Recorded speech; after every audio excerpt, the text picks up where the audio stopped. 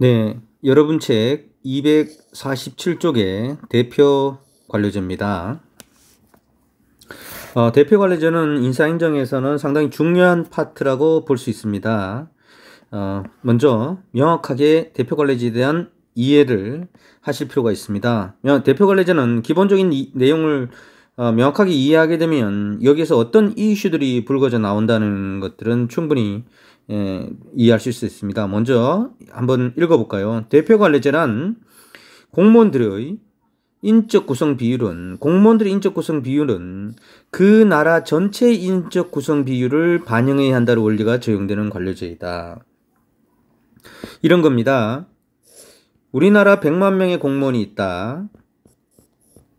100만 명의 공무원이 있다면 이 공무원들은 5천만 명을 대표하는 거잖아요. 그죠? 우리 국민들은 여기에 5천만 명이 있습니다.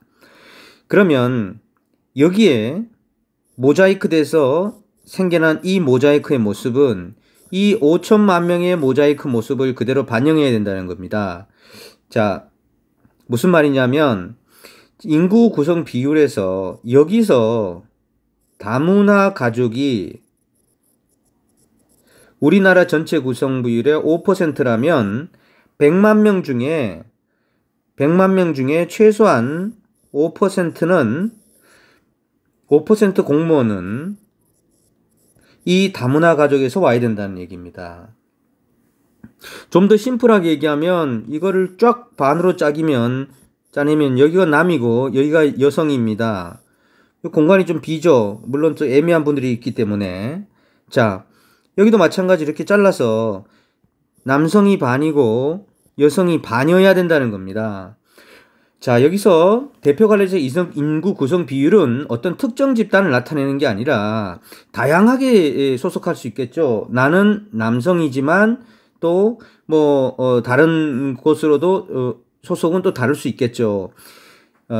여성인데 또 여성이면서 대졸자 그룹이 있고 대졸자가 아닌 그룹이 있겠고, 그죠?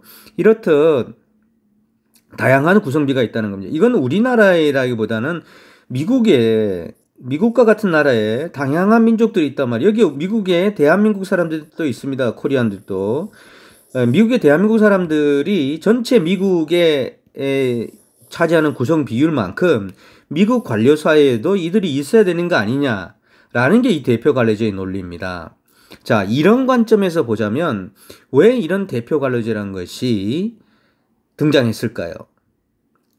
그거는 제가 첫째 시간에 행정학의 쟁점에 얘기했듯이 바로 이거죠. 민주성의 문제죠. 그죠? 이 관료사회는 5천만 명의 뜻을 받아들여야 되는데 그 5천만 명의 모든 집단의 색채가 다 다른데 그런 것들을 제대로 받아들이기 위해서는 이러한 대표 관료제가 필요했다는 겁니다. 다시 책으로 돌아가 보겠습니다.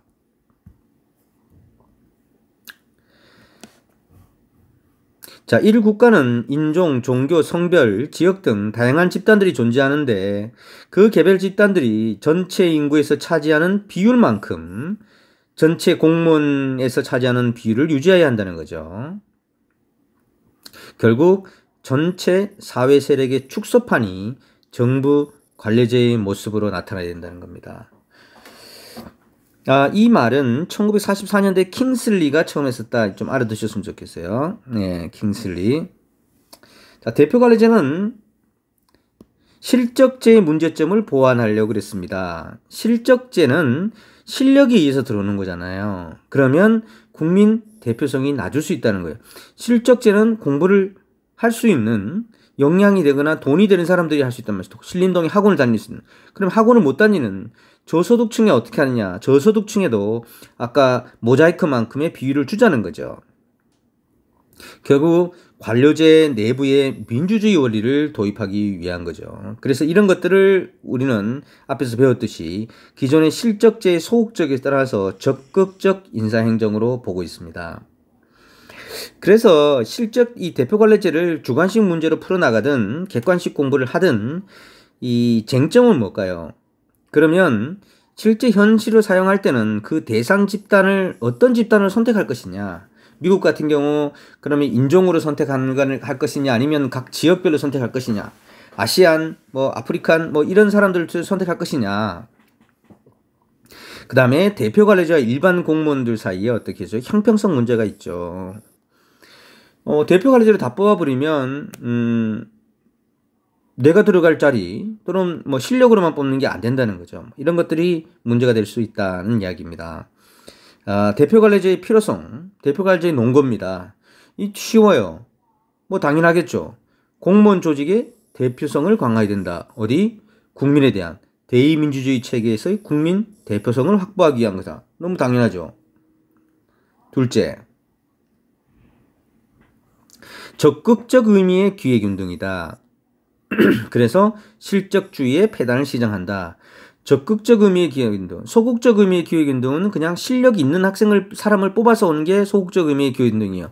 자, 지금 시험을 보는 겁니다. 오늘 시험을 봐서 오늘 토요일 날 예를 들어서 시험을 봐서 여기 합격되는 애를 다시 내년에 2달 뒤에 면접을 봐서 합격자를 뽑는 겁니다. 이게 소극적인 실적주의죠. 그래서 적극적으로 그게 아니라 여기에 있는 모자이크 비율만큼 여기 모자이크 비율을 그대로 끌어들이기 위한 노력들을 하는 거죠. 적극적 의미의 기획운동이다. 아까 말씀드렸듯이 장애인 같은 경우는 사실 시험을 봐서 1대1로 붙으면 못 와요, 여기. 특히 눈이 나쁘다 그러면 책을 읽지도 못합니다. 그래서 별도의 어떤 기획운동을 줘야 된다. 이게 적극적 기획운동이라고요. 관료제 내부 통제의 강화. 이건 어떤 의미냐면 관료제 내부에 자, 여기 있는 사람들이, 자, 미국의, 예를 들면, 미국 관료사회에 한국인이 미국에 사는 한국 비율만큼 관료사회에 들어갔다면, 이 사람들은 이 안에서 한국인들의 권익 보호를 위해서 일을 할 거란 말이죠. 아까 우리나라 다문화 가정이 인구의 5%다. 그러면 공직 내부의 5%가 다문화 가정이면, 이 사람들은 다문화 가정을 위해서 일을 할 것이라는 거죠. 그래서 나름대로 내부의 통제를 강화시킬 수 있다. 또 비판도 있어요, 비판. 첫째는 역차별의 논리 문제입니다. 이렇게 모자이크를 주로 사회적 약자나 소수 세력에 대한 배려를 많이 하겠죠. 그죠? 그렇게 되면 그렇지 않은 사람들에게 대한 피해가 있지 않겠냐. 제가 처음에 시험 봤을 때 뒤에 나옵니다만 지금은 양성평등입니다. 우리나라 대표 관리제는. 내가 처음에 있을 때 그 당시에는 여성이 없어서 내가 공무원 들어갈 때는 제목이 여성 채용 목표제였어요. 그리고 이걸 처음 시행되니까 남성들이 이거 남성에 대한 차별이 아니냐 그랬습니다. 그렇게 어떻게 했냐면은 그 직렬에 예컨대 100명을 뽑는다. 근데 여기에 여성 채용 목표제가 있어요. 당시에 10%는 지금은 다릅니다. 지금으로 봅시다. 우리나라에 지금은 지금이 예를 들어서 헷갈린다 여러분. 지금은 양성 채용 목표제예요. 그래서 여성이 30%가 돼야 되는 남성이나 여성이 한 성이 그러면 일단 여기에 이상하게도 남성이 너무 많이 몰렸어요. 그래서 1등부터 100등까지 딱 잘랐어요. 카트라인을 1등부터 100등까지 딱 잘랐는데 왜 잘랐단 말이에요? 잘랐는데 여기에 여학생이 30명이 들어있어야 될 거 아닙니까? 그죠? 근데 여학생이 25명밖에 없는 겁니다. 그럼 여학생이 25%잖아요. 그러면 양성채용 목표제에 따라 30%가 돼야 된단 말이에요. 그러면 101등, 102등, 103등, 104등 쭉 내려와서 여학생이 5명까지 들어오도록 하는 겁니다. 그럼 104등이 여학생이고 124등이 여학생이고 154등이 여학생인데 그래도 내려가는 겁니다. 164등이 여학생이고 170등이 여학생이다. 그럼 하나, 둘, 셋, 넷, 다섯 여기까지 자르는 거예요. 이렇게 해서 여기까지 다 합격을 시키고 플러스 여학생이 25명이니까 여학생 30명 만들어야 되잖아. 5명을 더 필요하잖아요. 그리고 여기서 70등에 있는 여학생까지 합격시키는 겁니다. 이해하시겠죠? 이렇게 채용 목표제는 이런 식으로 합니다. 지금 이렇게 해요. 이렇게 우리나라 하고 있는데 근데 자 이런 경우가 잘 없죠. 왜냐하면 남녀 비율이 요즘 웬만큼 잘 맞으니까. 자 여기에 대해서 이 남성들은 주장을 하는 거죠. 아, 도대체 말이 됩니까? 170등에 합격하고 남자는 100등까지만 합격한다는 게 말이 됩니까? 그럼 여기에 떨어지는 이 학생들은 뭐예요? 이 남학생들은 억울하잖아요. 이렇게 주장하는 게 남성들이 주장하는 역차별의 문제예요. 우리가 왜 차별받는다. 반면에 이런 제도를 주장하는 사람들은 야, 니네는 어차피 성적이 떨어진 거 아니냐. 여기까지 카트라인인데 우리가 대표 관례제를 하려고 이렇게 5명을 더 추가로 합격시켰을 따름이지. 또 이렇게 얘기하죠. 그럼 또 남성들이 뭐라 그러냐. 웃기는 소리 하지 마라. 니네가 5명 추가됐으면 내년에도 원래 100명 뽑을 거를 1명 5명 더 왔으니까 내년에 95명 뽑을 거 아니냐. 이렇게 또 주장하는 거예요. 그래서 대표 관례제는 이런 논란들이 지속적으로 있다. 네, 그게 역차별의 문제이다. 집단 이기주의 우려. 이게 무슨 말인지 이해하시겠죠? 이쪽 관료제에 들어가기 전에 이쪽 집단에서 있던 사람들이 가서 그 자신들의 이익만 옹호할 수 있다. 그렇죠. 관료의 사회화를 통한 변화. 이거 두 개가 완전히 거의 반대되는 얘기인데요. 세 번째 얘기는 무슨 얘기냐면 내가 이 집단에서 한국인이라고 해서 코리안이라고 해서 미국 사회에 공무원이 됐어요. 요만큼 미국 사회에 돼야 되니까 됐는데 공무원이 된 다음부터는 내가 코리안이라는 한국은 잊어버리고 이 관료 사이에 관료화 돼버리는 거죠. 그러면 대표가 안 필요 없다 이런 겁니다. 사실 이것도 강해도 문제고 이게 강해도 문제입니다. 적절하게 있어야 되겠죠. 대표성 판단에 대한 기술적 한계예요. 자, 우리나라 여기에 인구 5천만 명 중에 우리나라를 빠지면 인구 5천만 명 중에 도대체 몇 % 비율이 공무원으로 가야 되느냐 이런 거에 대한 기술적 한계가 있다는 얘기죠. 여기까지 이제 대표 관례제의 문제점, 필요성과 이제 문제점에 대해서 알아봤어요. 지금부터는 우리나라의 그러면 실질적 우리나라의 대표 관례제를 사용하고 있는 게 뭐냐? 자, 결국 우리나라에 적극적 인사행정을 한다면은 그러면 니네가 얘기하는 적극적 인사행정 뭐 하는데 그걸 좀 보여봐라 이런 겁니다. 우리나라 대표 관례제는 정식적으로 명칭이 균형 인사 정책이라고 부릅니다. 이게 우리나라 공무원 임용령, 대통령령에 이렇게 균형 인사 정책이라고 나와 있어요. 그리고 국가공무원에도 임용령 원칙이 있습니다. 읽어보면 공무원의 임용은 시험 성적, 그 성적이잖아요. 근무 성적. 이게 뭐죠? 능력. 이게 실적주의를 얘기하잖아요. 그러니까 우리나라는 실적주의의 원칙을 천명한 겁니다. 그런데 다만 국가기관의 장은 대통령령 등으로 정하는 바에 따라 장애인, 이공계 전공자, 저소득층에 대한 채용, 승진, 전보 등 인사관리상 우대와 실질적인 결국 양성평등 구현을 위한 적극적인 정책을 실시할 수 있다. 그래서 장애인, 이공계 전공자, 저소득층, 양성평등. 또 여기 또 하나 있습니다. 그죠? 지방인재. 이렇게 우리나라는 하나, 둘, 셋, 넷, 5개 대표 관례제가 적용되고 있다. 꼭 알아두시기 바랍니다. 자, 첫 번째 양성평등 목표제, 채용 목표제. 아까 그런 겁니다. 그래서 근데 우리나라는 지금 남녀 평등한 공무원의 임용 기회를 확대하기 위해서 한시적으로 운영하고 있다고 계속 한시적이라고 얘기해요. 근데 계속 연장하고 있어요. 뭐 한시적. 이거 왜 그러냐면은 양성평등은 우리나라가 실질적으로 어느 정도 양성평등이 되면은 이럴 필요가 없다는 거죠. 근데 지금은 잘 안 되니까 이렇게 계속 하겠다는 의미를 천명한 거다 이렇게 볼 수 있습니다. 채용 목표 인원은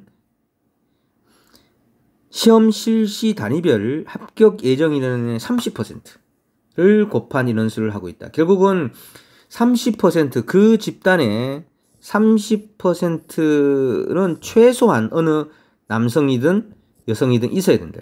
어느 한 성이 70% 이상을 가질 수는 없다는 겁니다. 자, 양성채용 목표제의 적용시험은 5급 공무원 시험, 7급, 뭐 여러분들 시험 보면 9급 공무원 시험 다 적용이 돼요. 근데 이 교정직, 보직열, 그리고 성별로 구분 모집하는 데도 적용될 수가 없겠죠. 교정직열, 이건 뭡니까? 교정, 보호, 예, 이런 교정은 어디서 하는 겁니까, 이게? 예, 교도소 같은 근무하는 거죠. 이 보호관찰, 이렇게, 뭐 소년원, 이런 데 있는 겁니다. 그렇기 때문에 여기는 아무리 남자가 있어야 되겠죠. 그 다음, 우리나라의 양성평등 목표제는 한시적으로 운영하고 있다. 뭐 한번 읽어보세요. 블라블라 했는데, 결국은 아마 임기 만료가 연장될 가능성이 대단히 높다. 예. 장애인 고용 우대 정책, 장애인에 대한 고용 우대, 장애에 대한 고용 우대 정책은 장애인 의무 고용제, 장애인 구분 모집제, 장애인 초과 합격제로 나누는데요. 의무 고용제는 장애인 의무 고용제는 국가와 지방자치단체는 장애인은 소속 공무원 정원에 대하여 일정 비율 이상을 유지하여 고용해야 된다는 게 장애인 고용 촉진 및 직업재활법 제27조에 나와 있다는 거예요. 이게 의무 고용이고, 구분 모집제는 지금 하고 있잖아요. 여러분 국가고시 7급, 9급 공고한 데 보면 장애인 별도 모집합니다. 그래서 구분 모집하는 거고요.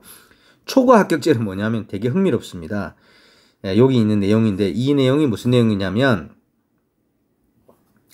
장애인 시험을 봤는데, 자, 이번에 7급을 뽑는데 7급 공무원은 50명을 뽑고요.